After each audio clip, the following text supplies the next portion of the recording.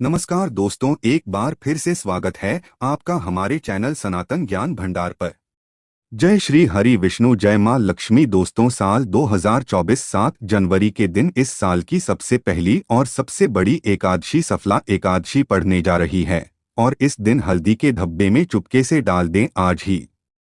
यह एक चीज माता लक्ष्मी जी के आशीर्वाद से आपके जीवन में होगी धन की वर्षा और बन जाएंगे आप धनवान। दोस्तों, साल 2024 की सबसे पहली एकादशी अपने आप में बेहद ही खास होने वाली है, क्योंकि इस एकादशी के दिन तीन सबसे बड़े योग का निर्माण हो रहा है, जो कि है गजकेसरी योग, धन लक्ष्मी योग और कुबेर योग। जिस वजह से इस दिन किए गए सभी उपाय और पूजा पाठ करने से आपकी सभी मनोकामना पूरी होती है। दोस्तों, इस दिन आपकी सभी मनोकामनाओं को पूर्ण करने का आज हम आपको सबसे आसान और सरल तरीका बताने वाले हैं, जिसको आपको इस खास फल देने वाली एकादशी के दिन जरूर करना है। तो आइए दोस्तों, जानते हैं कौन सा है वह उपाय जो कि इतना आसान और शक्तिशाली है। आज हम आपको बताने जा रहे हैं। दोस्तों, इस उपाय में केवल आपको हल्दी के डिब्बे में वह गुप्त चीज छुपानी है जिसके बारे में तंत्र शास्त्र में लिखा हुआ है, और वह गुप्त चीज जैसे ही हल्दी के डिब्बे में आप छुपाते हैं या रखते हैं, मान के चलिए न केवल आपको अपने जन्म जन्मांतर की गरीबी, परेशानी, कष्ट और समस्याओं से मुक्ति मिल जाएगी, बल्कि आपके जीवन में आपको सुख, समृद्धि, धन दौलत, ऐश्वर्या की प्राप्ति होगी। इससे पहले दोस्तों, अगर आप भी अपने जीवन में श्री हरि विष्णु और मां लक्ष्मी की कृपा पाना चाहते हैं तो इस वीडियो को लाइक करके चैनल को जरूर सब्सक्राइब कर ले और कमेंट में जय श्री हरि विष्णु जाए मालिक के अपनी हाजिरी जरूर लगाएं। दोस्तों, हर वर्ष पौष माह के कृष्ण पक्ष की एकादशी तिथि को सफला एकादशी मनाई जाती है और इस वर्ष 7 जनवरी को सफला एकादशी है। दोस्तों, हर किसी के किचन में हल्दी का धब्बा जरूर होता है और आप जरूर हल्दी का पाउडर को धब्बे में स्टोर करते होंगे, तो चाहे वह कांच का हो या फिर प्लास्टिक का हो। यहाँ पर प्लास्टिक में भी आप रख सकते हैं, कोई दिक्कत नहीं है। अब उसमें आप रखते हैं तो हल्दी जो होती है वह आपकी कुंडली के बृहस्पति ग्रह को मजबूत करती है। बृहस्पति ग्रह का मतलब है संतान सुख, वैवाहिक सुख, धन, ज्ञान, विदेश यात्रा, विदेश से धन लाभ और कई प्रकार के कुंडली में जो दोष होते हैं उनको खत्म कर देते हैं बृहस्पति जी, और वह स्वयं मजबूत हो जाते हैं। हल्दी के उपाय करने से हल्दी की गांठ अगर आप पूजा स्थान पर रखते हैं पूजा करते समय नियमित रूप से, और अगर आपका गुरु कमजोर है तो आप हल्दी की गांठ धारण कर सकते हैं। गांठ यानी कि साबुत हल्दी की गांठ भगवान श्री कृष्ण ने स्वयं अपनी कृपा बरसाते हैं। ऐसे में अगर आपका विवाह नहीं हो पा रहा, वैवाहिक जीवन में समस्या है या करियर में आपको सरलता से सफलता नहीं मिल पा रही, तब एक चुटकी हल्दी डालकर नियमित रूप से पानी में डालकर नहाएं तो बहुत ही शुभ माना जाता है। वैसे तो लोग हल्दी का पेड़ भी लगाते हैं अपने घर में सुख सुविधा को बढ़ाने के लिए। कच्ची हल्दी के बहुत ज्यादा फायदे होते हैं। हल्दी का अगर तिलक नियमित रूप से लगाकर घर से बाहर निकले तो मान सम्मान बढ़ता है। हल्दी का तिलक यानी कि जैसे आप नहाते हैं, नहाने के बाद थोड़ी सी हल्दी श्री हरि के चरणों में, भगवान विष्णु जी के चरणों में आप लगा दें। फिर उसी हल्दी को अपने माथे पर, कंटेंट पर या फिर कलाई पर तिलक लगा लें और आपको इसे मान सम्मान की प्राप्ति हर जगह से लाभ होता है। भगवान विष्णु जी की और माता लक्ष्मी की कृपा बरसती है, चारों दिशाओं से आपको यश की प्राप्ति होती है। तो आज हम बात करेंगे आपके किचन में हल्दी के धब्बे में क्या डाल दें। देखिए, वास्तु की दृष्टि से हल्दी बहुत महत्वपूर्ण है। अगर घर की नकारात्मक ऊर्जा को आप यानी कि समाप्त करना चाहते हैं, उनसे बचना चाहते हैं, तब घर की बाउंड्री वाल पर अगर हल्दी की रेखा बना दी जाए तो घर में नकारात्मक ऊर्जा प्रवेश नहीं कर पाती, हर कोई स्वस्थ रहता है। अब मान लेते हैं कि आप फ्लैट में रहते हैं, आप बाउंड्री में यानी कि हल्दी की रेखा नहीं खींच सकते, तब क्या करें। तब अपने मुख्य दरवाजे के पास यहाँ पर हल्दी से स्वास्तिक बना दीजिए, बाहर की तरफ से बना दीजिए। इससे आपके घर में नकारात्मक शक्तियां प्रवेश नहीं कर पाते। अगर विवाह होने में बहुत ज्यादा परेशानी आ रही है या फिर वैवाहिक जीवन में लग रहा है जैसे अब सब कुछ खत्म हो रहा है, तब नियमित रूप से भगवान सूर्य को एक लोटा जल में चुटकी हल्दी डाल करके अर्पित करें। अगर आप चाहते हैं माता लक्ष्मी की कृपा बनी रहे तब आप रविवार के दिन छोड़कर बाकी के दिन आप सूर्य भगवान को नियमित रूप से जल अर्पित करें। तुलसी के पेट में आप ढाल दें।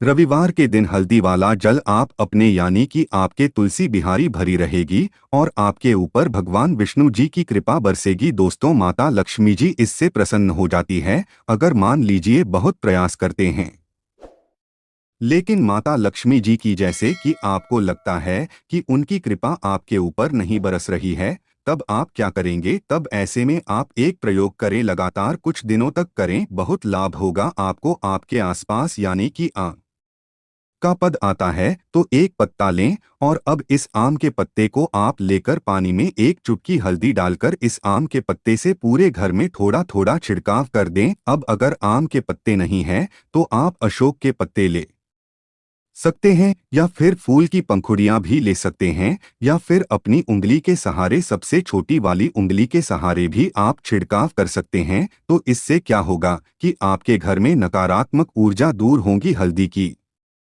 सुगंध नकारात्मक ऊर्जा को भगा देता है और दूसरा, घर में खुशियां आती है, धन बढ़ता है। तो यह छोटा सा प्रयोग है लेकिन इसके फायदे आपको बहुत जल्द मिलेंगे। तो हल्दी में ऐसा माना जाता है कि देवी गुण होते हैं। आपने देखा होगा कि विवाह के समय बर्बाद हो को हल्दी अर्पित की जाती है ताकि तमाम परेशानियों से, बाधाओं से बचा जा सके। तो हल्दी आपके जीवन में अच्छी सफलता दिलाने वाली सबसे मुख्य वस्तु है। अगर पेट की समस्या है, अगर आपका गुरु खराब स्थिति में है तो पेट से जुड़ी बहुत परेशानियां होती है, तब आप नियमित रूप घर के पास के किसी मंदिर में हल्दी का दान करें तो लाभ होगा। अब बात करते हैं कि आपके किचन में जो हल्दी का धब्बा है उसमें क्या रख दें ताकि आपके जीवन में खुशियां बढ़े माता लक्ष्मी की कृपा से। दोस्तों, जो किचन में हल्दी का धब्बा है उसे कभी खाली मत रखिए, आधे से ऊपर ही रखिएगा। अब मान लीजिए कि आपके घर में किसी ने कुछ करा दिया है, तंत्र मंत्र की बाधाएं हैं, परेशानियां हैं, तो हल्दी के धब्बे में 5-6 साबुत लाल मिर्च डाल दें। 5-6 साबुत लाल मिर्च डालने से आपके घर में किसी भी तरह के तंत्र मंत्र की बाधाएं, नजर दोष, दुख, नाश से, बुरी नजरों से रक्षा होगी। धन प्राप्ति के लिए अगर आप चाहते हैं कि आपके घर में धन की प्राप्ति हो, धन के अनेक प्रकार के स्रोत बने, घर में सुख समृद्धि बढ़े, तो हल्दी के धब्बे में आप 2 लौंग और 2 इलायची जरूर डाल दें। इससे घर में सुख समृद्धि, धन बढ़ता चला जाएगा, तेजी से धन बढ़ेगा। माता लक्ष्मी का स्थिर वास कराना चाहते हैं, माता लक्ष्मी को बुलाना चाहते हैं अपने घर में, तो 1 रुपए का सिक्का जरूर हल्दी के धब्बे में रख दें। ऐसा करने से आपके घर में सुख समृद्धि हमेशा बढ़ेगी, कभी भी धन की कमी नहीं होगी। आप चाहते हैं कि आपके घर में दिन दुगनी रात चौगुनी तरक्की प्राप्त हो, अरबों के मालिक बन जाएं आप, यानी कि आप जल्द से जल्द करोड़पति बन जाएं, तो हल्दी के धब्बे में आप 5-6 काली मिर्च जरूर डाल दें। इससे आपके घर में सुख समृद्धि बरसेगी और धन धन्य के भंडार भर जाएंगे। माता लक्ष्मी जी दौड़ी दौड़ी चली आएंगी। आप चाहते हैं कि आपके यानी जीवन में समस्त प्रकार के कष्टों से निवारण हो, तो हल्दी के धब्बे में आप थोड़ी सी धनिया जरूर रख दें। साबुत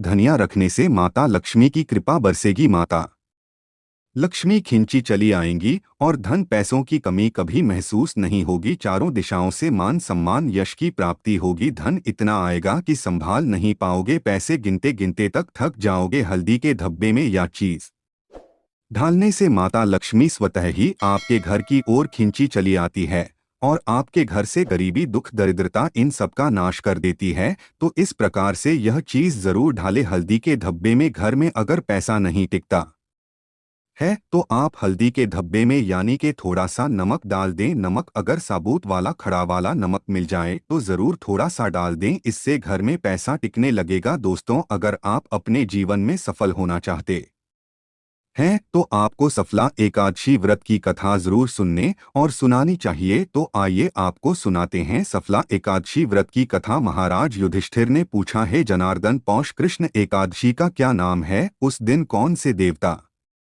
का पूजन किया जाता है और उसकी क्या विधि है? कृपया मुझे बताएं। भक्त वत्सल भगवान श्री कृष्ण कहने लगे कि धर्मराज, मैं तुम्हारे स्नेह के कारण तुमसे कहता हूं कि एकादशी व्रत के अतिरिक्त में अधिक से अधिक दक्षिणा पाने वाले यज्ञ से भी प्रसन्न नहीं होता हूँ।